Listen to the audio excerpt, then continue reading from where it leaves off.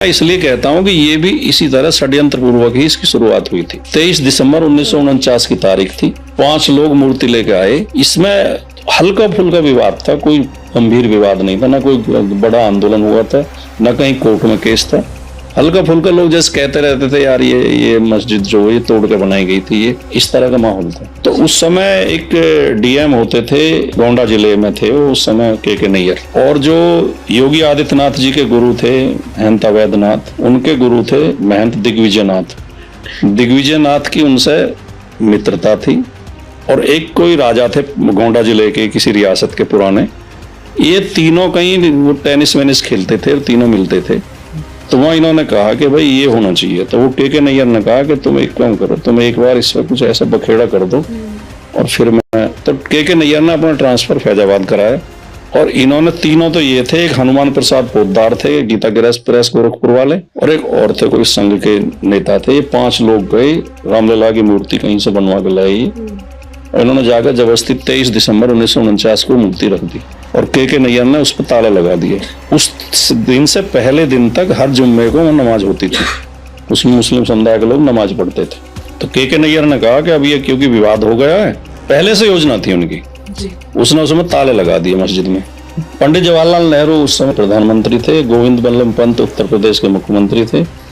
जवाहरलाल नेहरू जी ने गोविंद बल्लभ पंत को 2 पत्र लिखे कि ये गलत हुआ है, ये ताला खुलवाया जाए। और पंत जी ने डीएम को पत्र लिखे, डीएम ने उनके पत्र नहीं, उन्होंने जवाब लिख दिया कि यहाँ जनता में आक्रोश है, यहाँ शांति भंग हो सकती है, इसलिए अब इसमें छेड़छाड़ न की जाए। जबकि कोई ऐसा आक्रोश उस समय तक नहीं था। वो के नैयर बाद में जनसंघ से सांसद हुए। 6 दिसंबर 1992 को जब मस्जिद गिराई गई तब एसएसपी थे, वहां के कप्तान थे डीबी राय। वो डीबी राय बाद में बीजेपी से सांसद हुए 2 बार। महंत दिग्विजयनाथ भी सांसद हुए, उनके शिष्य अवैधनाथ भी सांसद हुए। तो मैं ये कहना चाह रहा हूँ कि वो जो विवाद पैदा किया गया था जान पूछ के, वो केस चलते चलते यहाँ तक आए और वो परिणति ये हुई कि मस्जिद गिरा दी गई और मंदिर अब बन गया। लेकिन चलो हम इस पर ये कर लेंगे यार, अब तो बन गया, अब तो शांति करो। अब अगर हर मंदिर के नीचे, हर मस्जिद के नीचे शिवलिंग तलाशे जाएंगे, अभी संभल में हो रहा है, फिर वहां चले गए अजमेर, उसके बाद एक और राजस्थान में कोई 2.5 घर का झोपड़ा करके कुछ आ रहा है, वो मस्जिद है कोई, और दिल्ली की जामा मस्जिद, उधर ताजमहल भी कह रहे तेज महल है। तो अगर हर मस्जिद में विवाद किया जाएगा और इस तरह झगड़े होंगे तो देश का क्या होगा। और जबकि 1991 का कानून है, 1991 में जो प्लेसेस ऑफ वर्शिप एक्ट है वो ये कहता है कि इसके बाद जो 47 से पहले जिस हालत में थे वो किसी धर्म स्थल का चरित्र बदला नहीं जाएगा। तो न तो एक्ट को मान रहे हैं, तो ये भी तो संविधान का उल्लंघन है। लोहिया जी एक बात कहते थे, लोहिया जी ने कहा कि सांप्रदायिकता खराब चीज है, लेकिन बहुसंख्यक की सांप्रदायिकता और भी खतरनाक है, और सरकार की सांप्रदायिकता जो है नाशकारी होती है। तो यहाँ दोनों चीज हैं, बहुसंख्यक समाज और सरकार दोनों मिलकर सांप्रदायिकता कर रहे हैं। सरकार जब दंगे कराने पर आएगी तो दंगे तो हो ही जाएंगे, जिसको काम रोकने का वही दंगे कराएंगे। अयोध्या के मसले में जब सुप्रीम कोर्ट ने आदेश दे दिया, जब विवाद चल रहा था, तो हमारी पार्टी भी और अन्य पार्टियां भी ये बात कहते थे और मुस्लिम समुदाय भी ये बात कहता था कि ये इस विवाद का हल या तो आपसी सहमति से हो या कोर्ट आदेश, जो कोर्ट के निर्णय पर। तो सुप्रीम कोर्ट ने जब फैसला दे दिया, चाहे कैसे भी दिया, उसमें कुछ भी इफ एंड बट है, चाहे हम उससे सहमत हैं या नहीं सहमत हैं, या उसमें पूरी सुनवाई हुई या नहीं, तथ्यों को अवॉइड किया गया, कुछ भी किया गया, लेकिन जब एक न्यायालय ने फैसला दे दी तो उसके बाद से मेरे ख्याल से हम किसी ने सवाल नहीं उठाया, हम भी नहीं उठा रहे, कोई नहीं उठा रहे।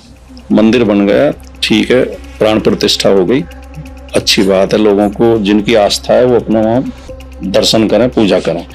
लेकिन इसको लेके आपको एक मामले में सफलता मिल गई, इसको लेके अब आप ये चाहें कि हमें हर जगह विवाद पैदा करने हैं, तो वो किसके हित में है?